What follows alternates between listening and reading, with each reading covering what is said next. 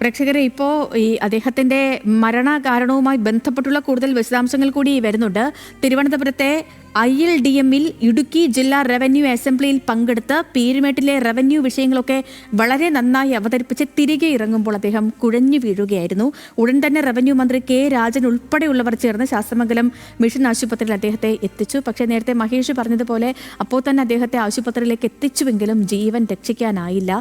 ഈ വലിയ ഒരു ഹൃദയാഘാതമാണ് അദ്ദേഹത്തിന് സംഭവിച്ചത് എന്നാണ് പിന്നീട് ആശുപത്രി വൃത്തങ്ങളിൽ നിന്ന് ഡോക്ടർമാർ അടക്കമുള്ളവർ പിന്നീട് പ്രവർത്തകരോടൊക്കെയും പറഞ്ഞത്. ഇപ്പോൾ തിരുവനന്തപുരം ശ്രീരാമകൃഷ്ണ മിഷൻ ഹോസ്പിറ്റലിലാണ് അദ്ദേഹത്തിന്റെ മൃതദേഹമുള്ളത്. ഇനി തുടർ നീക്കങ്ങൾ, തുടർ നടപടികളൊക്കെയും അറിയേണ്ടതുണ്ട്. പൊതുദർശനം അടക്കമുള്ള കാര്യങ്ങൾ, നേതാക്കളുടെ ഒക്കെയും പ്രതികരണങ്ങൾ, എങ്ങനെയാണ് കാര്യങ്ങളൊക്കെയും ക്രമീകരിച്ചിട്ടുള്ളത് എന്ന കാര്യങ്ങളിലൊക്കെ ഇനി വേണം വ്യക്തതയൊക്കെ വരാൻ. കാരണം മരണം സംഭവിച്ചിട്ടിപ്പോൾ നിമിഷങ്ങൾ ആകുന്നതേയുള്ളൂ. ആൽവിൻ കൂടി ചേരുന്നുണ്ട് നമുക്കൊപ്പം ഇടുക്കിയിൽ നിന്ന്. ആൽവിൻ, ഇടുക്കിയിനെയൊക്കെ സംബന്ധിച്ച് വാഴൂർ സോമൻ ഈ എല്ലാ കാലത്തും ഹൈ റേഞ്ചുകാർക്കൊപ്പം നിന്ന നേതാവാണ്. ഇപ്പോൾ അദ്ദേഹത്തിന്റെ വിയോഗ വാർത്ത വരുമ്പോൾ എന്താണ് ആൽവിൻ പറയാനുള്ളത്? ഈ പറഞ്ഞതുപോലെ അവിചാരിതമായ ഒരു മരണം എന്ന് തന്നെയാണ് പീരുമേടുകാർ ഇപ്പോഴും ആ വാർത്തയെ കേൾക്കുന്നത് എന്നുള്ളതാണ് നമുക്ക് ഈ ഘട്ടത്തിൽ പറയാൻ കഴിയുക. വാഴൂർ സോമൻ പല വിഷയങ്ങളിലും, അതായത് തോട്ടം മേഖലയിലെ മുക്കും മൂലയും അറിയാവുന്ന ഒരു നേതാവ് കൂടിയാണ് അദ്ദേഹം എന്നുള്ളതാണ് ഏറ്റവും ശ്രദ്ധേയം. CPIയുടെ ഒരു തലമുതിർന്ന നേതാവായി ഇന്ന് അദ്ദേഹം അറിയപ്പെടുമ്പോൾ അദ്ദേഹത്തിന്റെ ചെറുപ്പകാലം മുതൽ തന്നെ അദ്ദേഹം കോട്ടയം സ്വദേശമായ കോട്ടയം വാഴൂരിൽ നിന്ന് ഈ പീരുമേട്ടിലേക്ക് വരികയും പീരുമേട്ടിലെ ജനതയുമായി ഏറ്റവും അടുത്ത് ഇടപഴകി അവരുമായി അവരുടെ പ്രശ്നങ്ങളിൽ ഇടപെട്ട്, അല്ലെങ്കിൽ അവരുടെ സന്തോഷങ്ങളിൽ ഇടപെട്ട്, അവരുടെ സങ്കടങ്ങളിൽ ഇടപെട്ട് അങ്ങനെ നിന്നൊരു നേതാവ് എന്നുള്ള കാര്യത്തിൽ നിസ്സംശയം നമുക്ക് പറയാൻ കഴിയും. പീരുമേടിന്റെ ഓരോ സ്പന്ദനവും അറിഞ്ഞിരുന്ന ഒരാളാണ്. പ്രത്യേകിച്ച് പീരുമേടിന്റെ തോട്ടം മേഖലയിലെ അദ്ദേഹത്തിന്റെ യൂണിയൻ പ്രവർത്തനവുമായാണ് അദ്ദേഹം പീരുമേട്ടിലേക്ക് വരുന്നത്. അവിടെ വരുമ്പോഴാണ് ഈ പ്രവർത്തനങ്ങൾ വ്യാപിപ്പിച്ച പിന്നീട് ഈ AITUCയുടെ പ്രവർത്തനങ്ങളുമായും മുന്നോട്ട് പോവുകയായിരുന്നു അദ്ദേഹം.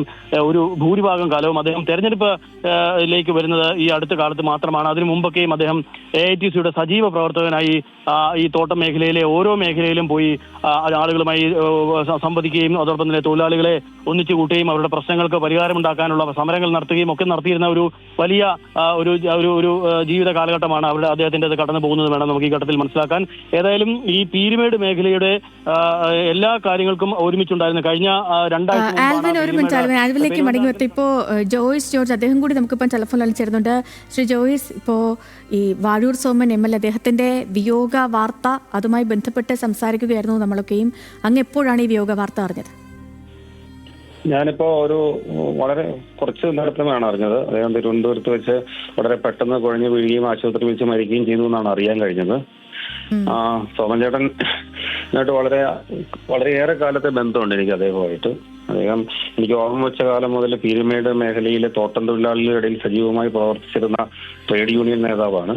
പീരുമേട് വളരെ ബുദ്ധിമുട്ട് അനുഭവിക്കുന്ന, പ്രത്യേകിച്ച് തമിഴ് മേഖലയിൽ നിന്നും തമിഴ് സംസാരിക്കുന്ന തോട്ടം തൊഴിലാളികളും അല്ലാത്തവരുമായ തോട്ടം മേഖലയിൽ പണിയെടുക്കുന്ന സാധാരണക്കാരായ മനുഷ്യരോടൊപ്പം അതിനെതിരെയുള്ള അവരെ ചൂഷണം ചെയ്ത നടപടികൾക്കെതിരെയൊക്കെ വളരെ തീക്ഷ്ണമായ സമരങ്ങൾ നടത്തുകയും ജയിൽവാസം അനുഭവിക്കുകയും ക്രൂരമായ പോലീസ് പീഡനങ്ങൾ ഉൾപ്പെടെ ഏറ്റുവാങ്ങുകയൊക്കെ ചെയ്തിട്ടുള്ള ത്യാഗോജ്വലമായ ഒരു ജീവിത പാരമ്പര്യവും ചരിത്രവുമാണ് അദ്ദേഹത്തിനുള്ളത്.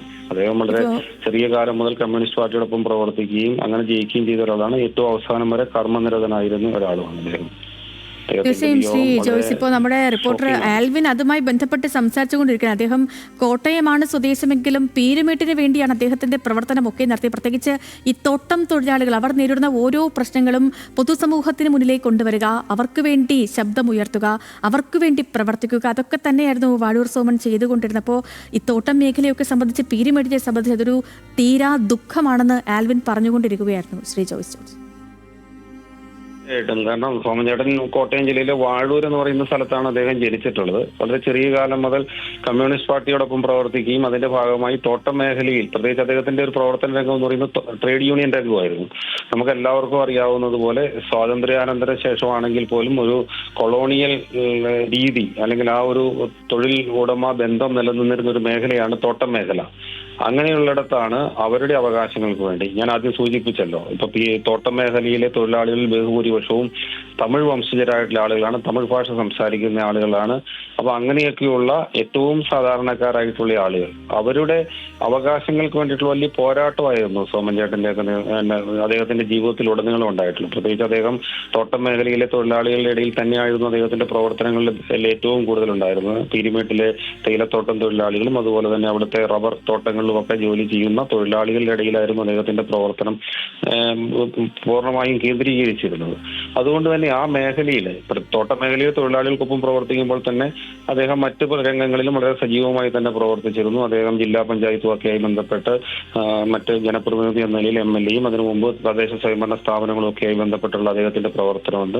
ആ നാടിന്റെ പൊതുവായ വികസനത്തിൽ മാത്രമല്ല, വികസനമൊക്കെ പൊതുവായി നാട്ടിൽ പൊതുവായി ഉണ്ടാകുന്ന വികസനമാണ്. പക്ഷെ സാധാരണ മനുഷ്യർ അവരുടെ ജീവിതത്തിൽ ഗുണപരമായ മാറ്റം ഉണ്ടാക്കുന്നതിന് വേണ്ടിയുള്ള വലിയ ഇടപെടലുകൾ, പ്രത്യേകിച്ച് ശബ്ദമില്ലാതായി പോകുന്ന ആളുകൾ, ആരും പ്രതിനിധീകരിക്കാനില്ലാതായി പോകുന്ന ആളുകൾ, അവർക്ക് വേണ്ടി അവരുടെ ശബ്ദം പുറം ലോകത്ത് എത്തിക്കുന്നതിനും അവർക്ക് വേണ്ടി വലിയ തോതിൽ സമരങ്ങൾ നടത്തുന്നതിനും അവരെ പ്രതിനിധീകരിക്കുന്നതിനും ഒക്കെ അദ്ദേഹം നടത്തിയിട്ടുള്ള വലിയ പോരാട്ടങ്ങളുണ്ട്. അത് അദ്ദേഹത്തിന്റെ ജീവിതത്തിൽ ഉടനീളം അത് തന്നെയായിരുന്നു.